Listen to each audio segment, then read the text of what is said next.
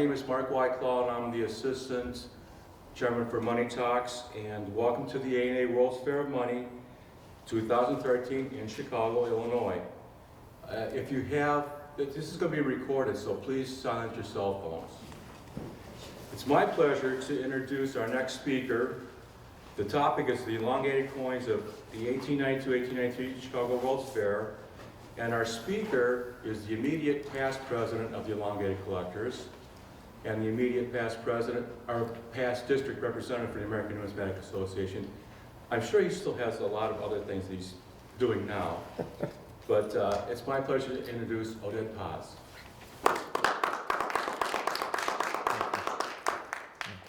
It's the immediate past national coordinator for the Clubs and District Representatives Program, and that's a mouthful. I love collecting elongated coins. I think looking at them, the art of them is wonderful. Researching them is even better. I had the good idea of doing this presentation about the elongated coins of the 1892-93 Chicago World's Fair. And when I started doing it, after I was approved to do it, I found that, truthfully, you can't really see in your naked eye that much the differences between the different dies. So some of the photos I have here, they will look very much the same, but the difference could be shown if you actually use a serious magnifier and take a ruler and measure things, and sometimes the differences are in millimeters. So with that, I will start.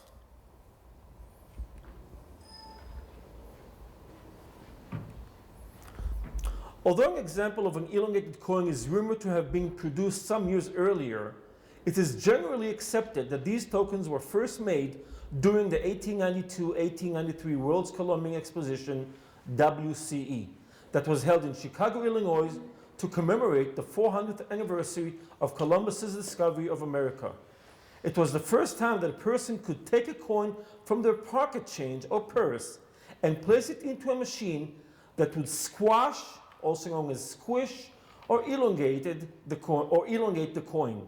It is believed that the Columbine Exposition elongates were sold as souvenirs for a nominal fee, and anyone could have had their pocket change elongated. It is obvious that most pocket change provided for this purpose were Indian head cents. Quite a few different elongateds on different coins and denominations are known today, including a very few gold coins that are very rare and much desired by collectors. It is known that someone rolled a $3 gold piece in one of the exposition's machines, and it sold on eBay for several $1000s.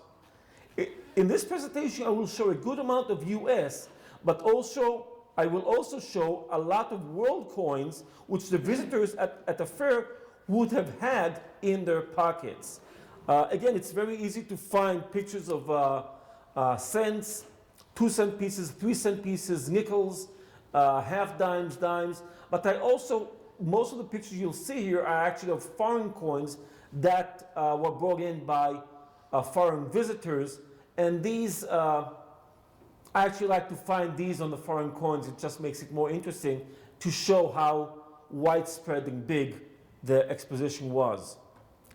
Here you have pictures of different coins. This picture was taken from yesterday's elongateds, and this machine on the lasers.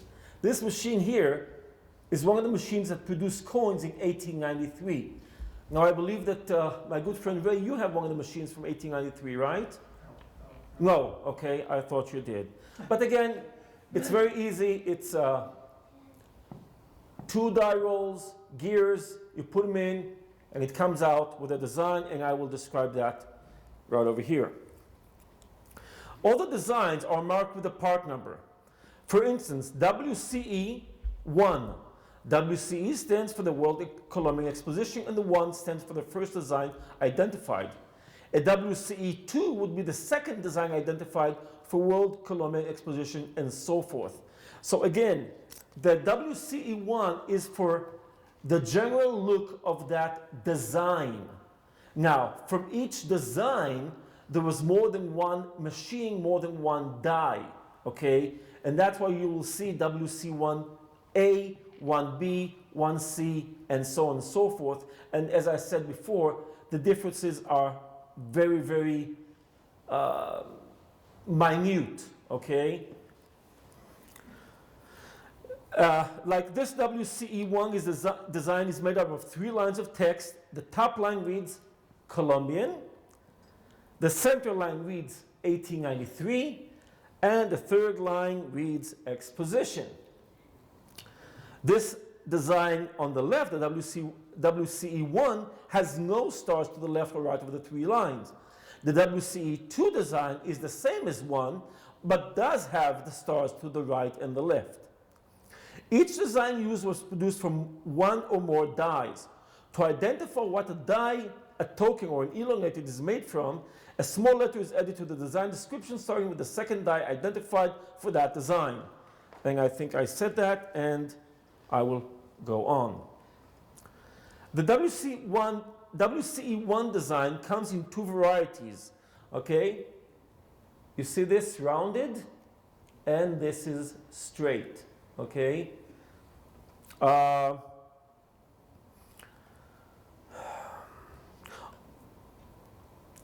5 of the WCE1 have the flat top 3, and the remaining 4 have the rounded 3. And then there's also the alignment of the letters U/8 and 1/O, which again, when you look at the coins in magnification, you can see the difference, and you'll see it here. As you can see, if the distance between the N of Colombian and the N of exposition, which is B, is about the same as the height of the 3 in the 1893, and the C of Colombian and the E of exposition is the same distance as B, the elongated is die WCE1. So you can see here and here and here. Okay?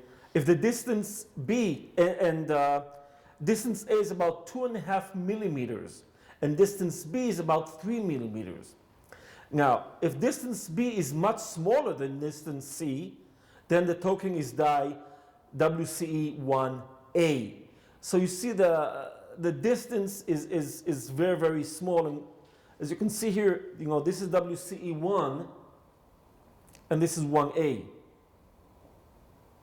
And again, when I look at these, it's very hard to see it with the naked eye. The difference is here, okay? Right here and right here, okay? And again, what I tried to do here is also bring the pictures, the one that have a really nice reverse, and actually this is a nicely dirty coin, so you can actually see both sides here. So again, we have 1A here, okay? And then we have the next one, which is 1B, and again, very little subtle changes in the structure of the coin. Now, as I said, you can do any coin with your pocket change. So this guy didn't have any pocket change. He took his hotel room token and did that, okay? Because people had, in the old days, we didn't have those electronic keys. So you had a key, and it was attached to your room number. Well, that's what he had. That's what he did. And the guy who actually rolled the coin at the show for him, you bring me something round, I'll roll it for you. Very much like Ray Diller today. You bring me something round and I'll roll it for you. Okay, here we go. Here's another one. And again, very subtle changes. A lot of times you can see the change with the bottom of the 9. Those are much closer together. Yeah, bottom of the 9, and again, the closest here. Okay, you see here how much closer it is. Okay. Again, look how close this is here. Okay.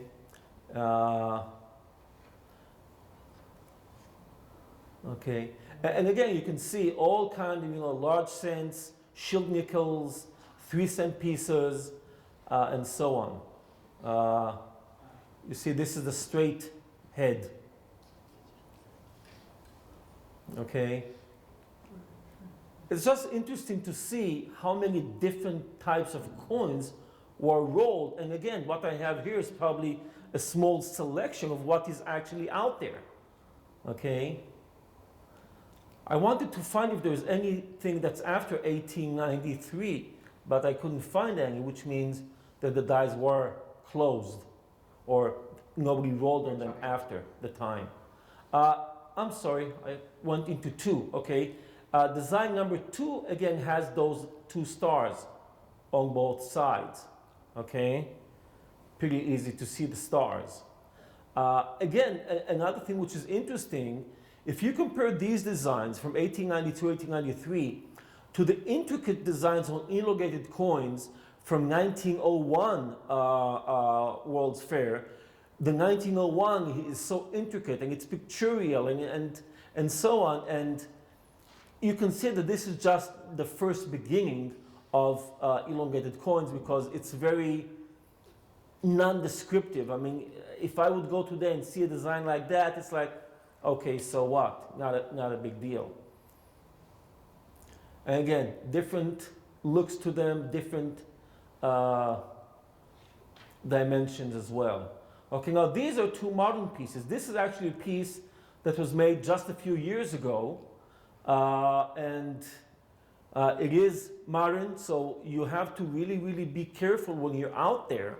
If you see this design, okay, especially the one with the stars and the stars here, and even if it's pressed on something that's before 1890, you have to be really weary and think whether this is a real 1892 and 93 World's Fair elongated, or it's something that was done just a few years ago. Number 3 is again this one that's very different from all the others. It has the star here and it has a star there, very distinctively recognized as a very different design. And again, we have 3 and 3A, and again, very minute differences in the dies. 3B, again, one of the differences actually is in the E and the location of that centerpiece on the E and the angle of it. Again, the die number 4 or design number 4, similar yet different in the orientation of the words. If you can see the difference here. And again, we have a modern die that you have to be careful not to buy this one and not that one. Number 5 is the most uncommon or rare. There is actually only one number 5, which means there was only one die of this design in one machine and not all the others, that there were many more, which means this one is the rarest of all. Less coins were made with this design, and this makes it the rarest and therefore the more expensive design out there in the market. There was also a miniature of this design made by Ray, that email I sent you. Chester Rogers, who made small designs of these on aluminum pieces. And again, you have to be careful and make sure that you are buying the right thing. And like I always say, be educated before you buy anything. So this is it. Nobody had to raise my 15-minute limit. Thank you for coming to this presentation today. I hope you learned something new and interesting. I do want to give special thanks to Mr. Richard Learn, tech number 2791, who originally researched and wrote this article. And the article was originally published and copyrighted in the October 2002 Tech News, the newsletter of Tech, the Elongated Collectors. Thank you very much.